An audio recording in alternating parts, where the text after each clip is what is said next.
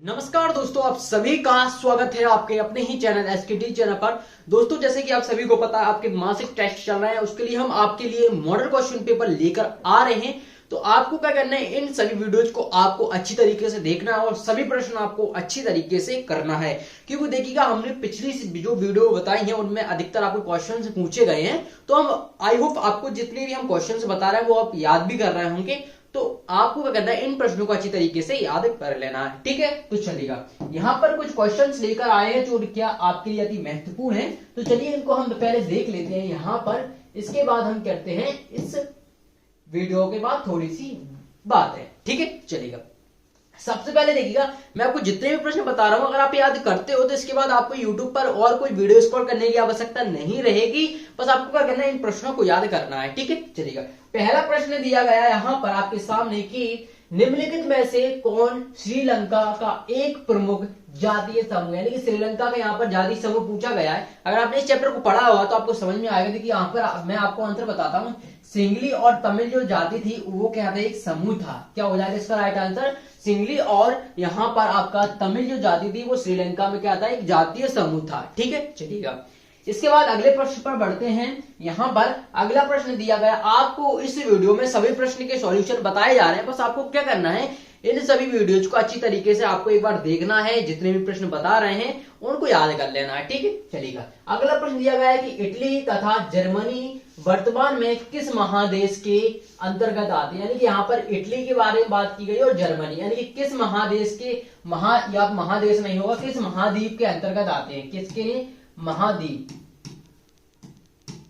किसके महाद्वीप के अंतर्गत पूछा है। तो कितने महाद्वीप होते हैं, 7 महाद्वीप होते हैं, आप सभी को पता होगा। और इसमें जो एशिया महाद्वीप में भारत आता है अपना, कौन आता है, एशिया में अपना भारत आता है। और एशिया महाद्वीप में सबसे बड़ा देश कौन सा है, रूस है। ये भी आपको क्या होना चाहिए, इतनी जानकारी होना चाहिए। अब यहाँ पर पूछा गया है कि इटली और जर्मनी किस है, तो ये आपकी यूरोप राइट आंसर हो जाएगा। जो इटली और जर्मनी है वो किस में आते हैं, आपके यूरोप महाद्वीप में आते हैं। ठीक है, तो आप लोगों के लिए क्वेश्चन है जो आपको कमेंट बॉक्स में बताना है कि सबसे छोटा महाद्वीप कौन सा है। ठीक है, सबसे छोटा महाद्वीप कौन सा है, कमेंट बॉक्स में बताना है आपको इसका आंसर। चलिए अगले प्रश्न की तरफ बढ़ते हैं। यहां पर अगला प्रश्न दिया गया है कि पोलैंड के विद्रोह को किसने कुचल दिया था। जो पोलैंड में विद्रोह हुआ था, ठीक है, पोलैंड में जो विद्रोह हुआ था उसको किसने कुचला था। तो आपका राइट आंसर हो जाएगा रूस ने। किसने कुचला था, रूस ने कुचला था। ठीक है, आपका ये राइट आंसर हो गया। ठीक है, किसने कुचला था, रूस ने। इस क्वेश्चन को आपको ध्यान रखना होगा। चलिए अगले प्रश्न की तरफ बढ़ते हैं। अगला प्रश्न दिया गया है कि प्राकृतिक संसाधनों का उचित प्रबंधन क्यों महत्वपूर्ण, यानी कि जो भी प्राकृतिक रिसोर्सेज हैं उनको हमें रख रखाव क्यों आवश्यकता है, ये पूछा गया। देखिए मैंने आपको ये चैप्टर पूरा पढ़ा रखा है, तो इस पार्ट से रिलेटेड आपको एक भी कंफ्यूजन नहीं होना चाहिए। ठीक है, तो देखिएगा पहला ऑप्शन दिया है केवल आर्थिक लाभ के लिए। देखो आर्थिक लाभ के लिए ये चीजें क्यों महत्वपूर्ण होगी, क्योंकि आपको संसाधन है, यानी कि जो आपका प्राकृतिक रिसोर्सेस है, यानी कुछ भी प्राकृतिक रिसोर्सेस आपके दिए गए हैं वो सिर्फ आप क्या अपने फायदे के लिए करोगे, नहीं। क्या करोगे, संतुलित पर्यावरण बनाए रखने के लिए करोगे। आप क्या करोगे, संतुलित जो आपको पर्यावरण का है आपको क्या करना है, इसका संतुलन बना के रखना है। क्या करना है, संतुलन बना के रखना है। इसलिए आपको क्या करना है, इसका राइट आंसर हो जाएगा आपका बी ऑप्शन। ठीक है, चलिएगा। कृषि उत्पाद बढ़ाने के लिए तो नहीं होगा, शहरीकरण के लिए तो बिल्कुल भी नहीं होगा, डबल क्रॉस कर दो इस पे तो। ठीक, चलिएगा। अब बढ़ते हैं अगले प्रश्न पर। अगला प्रश्न दिया गया है कि सोपानी कृषि किस राज्य में प्रचलित है। यानी कि जो सोपानी कृषि है कौन सी है, सोपानी कृषि किस राज्य में यहाँ पर प्रचलित है। तो किस राज्य में प्रचलित है, उत्तर प्रदेश है। इसका राइट आंसर हो जाएगा आपका, कौन सा हो जाएगा, उत्तर प्रदेश में जो सोपानी कृषि का वो प्रचलन बहुत ज्यादा है। ठीक है, चलिएगा। इसके बाद देखिएगा अगले प्रश्न पर बढ़ते हैं कि मरुस्थलीय मृदा का विस्तार निम्न में से कहां है। तो आप समझते हैं मरुस्थलीय भूमि अधिकतर कहां पर, राजस्थान में है। तो यहाँ पर राइट आंसर हो जाएगा राजस्थान। उत्तर प्रदेश नहीं है, कर्नाटक नहीं है, महाराष्ट्र नहीं। ठीक है, अब मैं यहाँ पर एक प्रश्न आपके लिए छोड़कर जा रहा हूं। यहाँ पर काली मिट्टी से रिलेटेड है आपका कि काली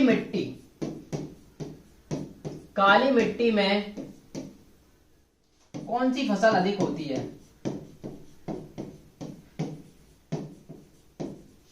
कौन सी फसल अधिक होती है। ठीक है, इस प्रश्न का आंसर आपको कहां पर देना है, कमेंट बॉक्स में देना है। ठीक है, तो फटाफट से आप इसका आंसर दीजिएगा। ठीक है, चलिए अगला प्रश्न दिया गया है कि भारत में वर्ष 1973 से 74 की तुलना में 2013-14 में अर्थव्यवस्था के किस क्षेत्र में सबसे अधिक वृद्धि हुई है? तो किस क्षेत्र में हुई है? प्राथमिक क्षेत्र में, द्वितीय क्षेत्र में, या फिर तृतीय क्षेत्र में, या फिर चतुर्थ? जो आपका तृतीय क्षेत्र है, कौन सा? तृतीय क्षेत्र में बहुत अच्छा वृद्धि हुई है, यानी कि यहाँ पर तृतीय क्षेत्र आपको क्या हो जाएगा? राइट आंसर हो जाएगा। क्या हो जाएगा? तृतीय क्षेत्र इसका राइट आंसर हो जाएगा। चलिएगा अगले प्रश्न की तरफ बढ़ते हैं। अगला प्रश्न दिया गया है कि प्रथम अंतरराष्ट्रीय पृथ्वी सम्मेलन किस शहर में हुआ था?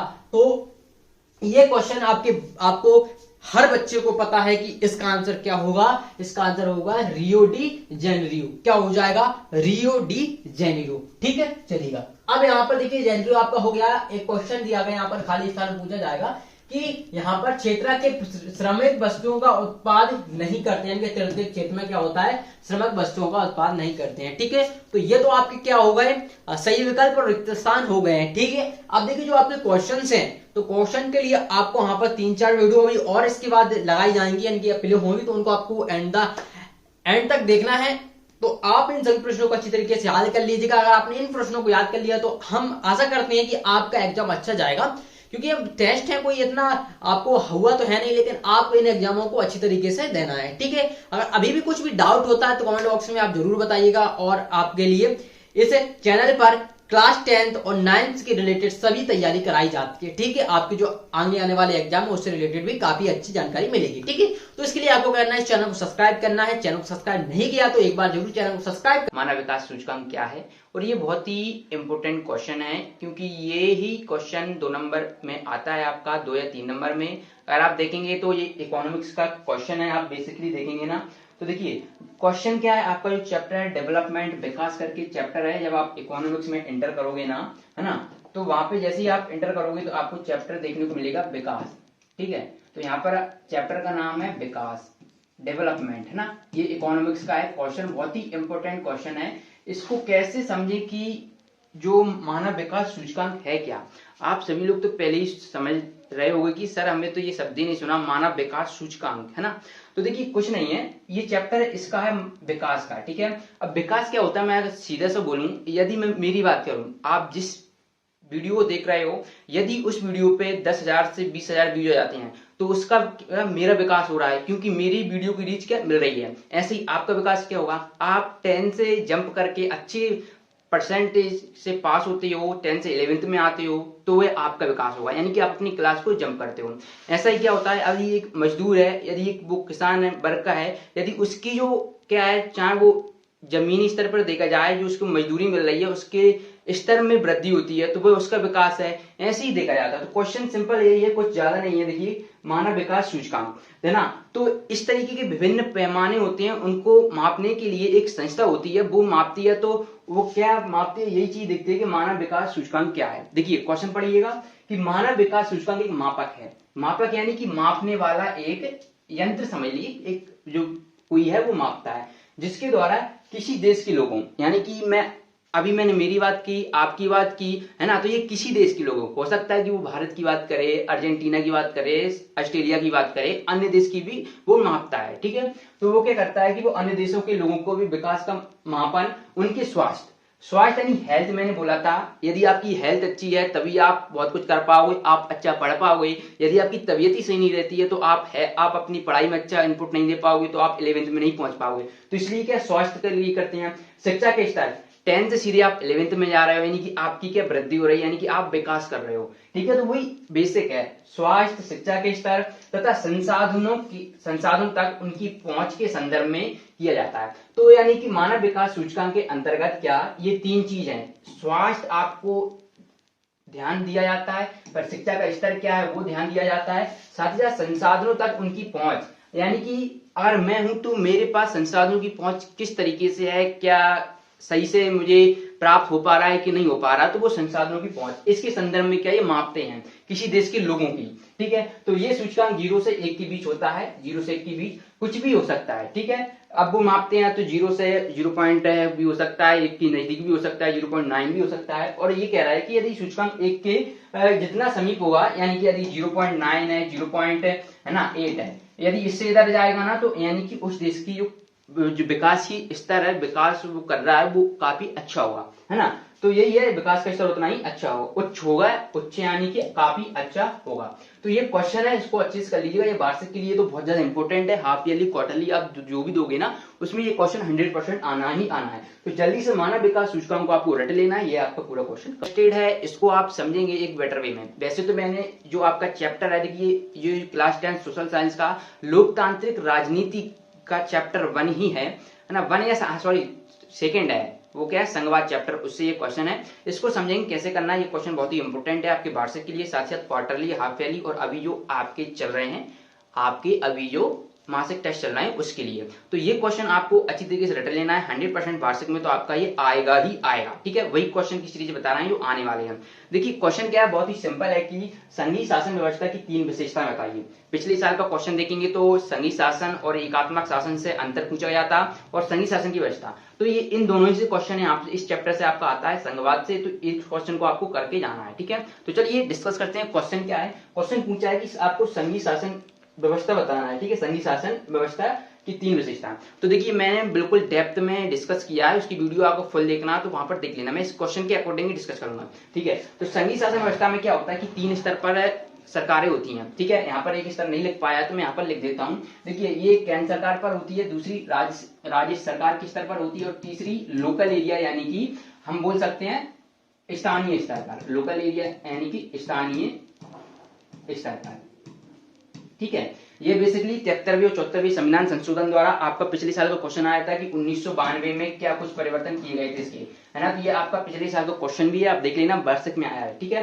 तो स्थानीय स्तर पर, ठीक है, स्थानीय स्तर पर ये 3 स्तर में क्या संघीय शासन व्यवस्था की पहली विशेषता आप लिख सकते हैं कि इसमें शक्तियों का विभाजन किया जाता है, ठीक है। किस स्तर पर, केंद्रीय स्तर पर, सरकार, राज्य सरकार के स्तर पर और स्थानीय स्तर पर, ठीक है। ये हो जाएगा। देखिए पर आप इसको आप सेकंड पॉइंट दे सकते हो, ठीक है। संविधान के अनुसार यही है जो मैंने अभी आपको डिस्कस किया था, वो यही है। तो ये फर्स्ट पॉइंट है, अपन यहाँ पर इसको रहने देते हैं कि संविधान के अनुसार केंद्र सरकार और राज्य सरकार के कार्यों को बांटा जाता है ना। तो बेसिकली तो देखिए इन दोनों के बीच ही बांटा जाता है और इसके अंडर ये काम करती है, तो इसलिए हमने यहाँ पर ये लिखा नहीं है, ठीक है। केंद्र के अंडर राज्य सरकार होती है, पर जो राज्य सरकार के अंडर ये काम करती है स्थानीय स्तर पर। ये आपकी पहली विशेषता हो जाएगी। दूसरा देखेंगे संघीय शासन व्यवस्था में संविधान को सर्वोच्च अधिकार दिया गया है।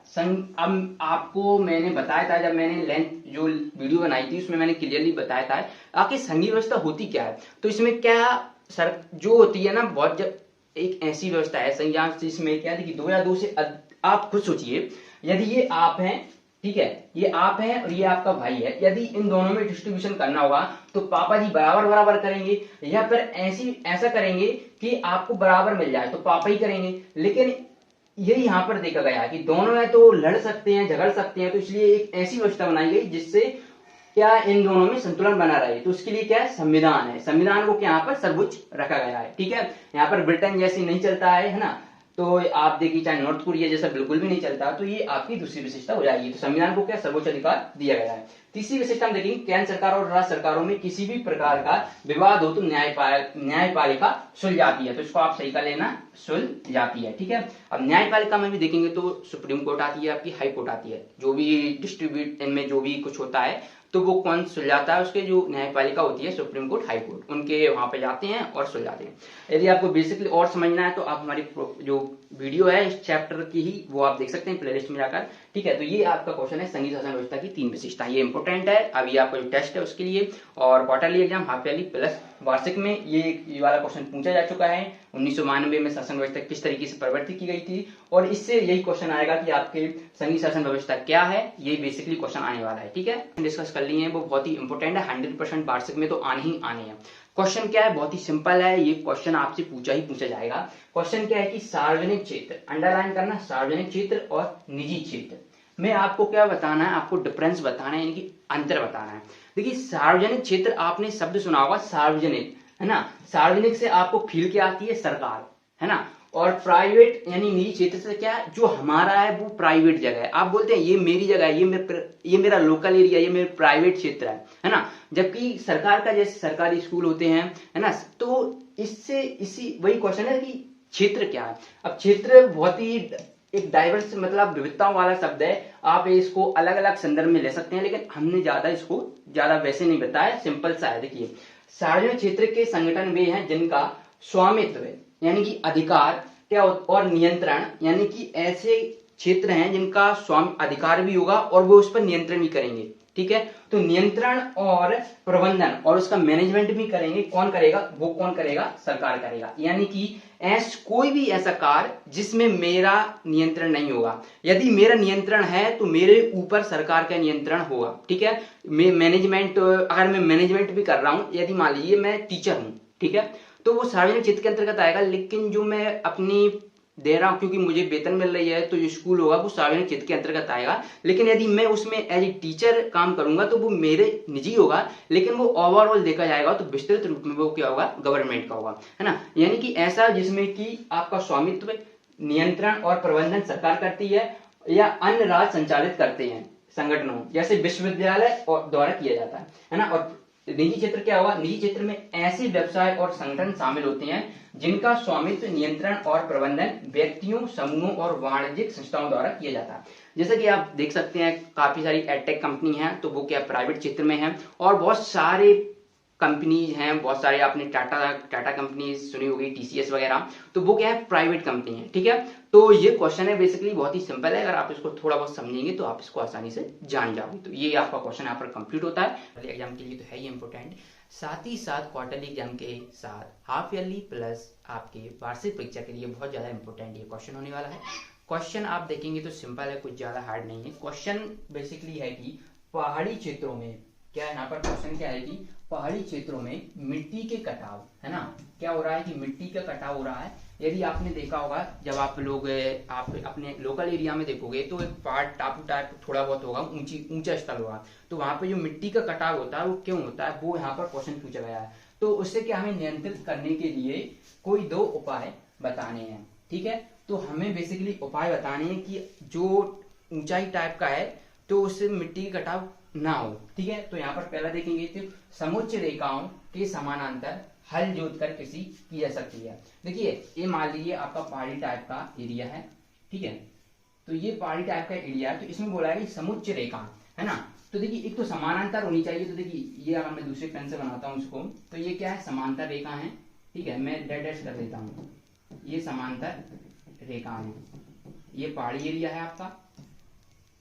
ठीक है, तो यहाँ पर क्या समुच्च इस तरीके की आपको यहाँ पर बनानी चाहिए। इस बहुत सारी आप यहाँ पर बनाएंगे तो ये क्या आपकी समुच्च रेखाएं हो जाएंगी। इससे क्या होगा, एक तो आप ये कर लेंगे, साथ ही साथ इसमें जो होगा कि सीढ़ीदार यहाँ पर क्या बन जाएगी कि अगर पानी आएगा ना तो पहले सबसे पहले कहाँ पर आएगा? ये इधर आएगा, फिर इधर से इधर आएगा, है ना, इस तरह। यानी कि डायरेक्ट वो नीचे नहीं गिरेगा। ठीक है, एक तो पानी आपका बिल्कुल वहां पर सही से उसको फसल मिलेगी, और साथ ही साथ धीरे धीरे आएगा। क्या कि ढलान होगी ना इस तरीके से, तो अगर यहाँ पर आप सीधे करेंगे ना तो सीधा पानी नीचे चला जाएगा, है ना। तो इससे क्या होगा, पहले इधर आएगा, फिर इधर आएगा, इधर आएगा। यानी कि दूसरा पॉइंट भी यही है कि सोपान अथवा सीढ़ीदार कृषि की जाए, तो इसके द्वारा भी कर सकते हैं। साथ ही साथ हम ये भी कर सकते हैं कि पानी को बचत करने के लिए घास लगा सकते हैं इस तरीके यहाँ पर। तो इससे क्या होगा कि घास पानी को सोखेगा, और साथ ही साथ इस घास काफी जो क्या मजबूत रहेगी, तो वो पानी को यहाँ पर, उससे मिट्टी अंदर जो घास जाएगी तो मिट्टी उसकी मजबूती के साथ उसके साथ चिपकी रहेगी।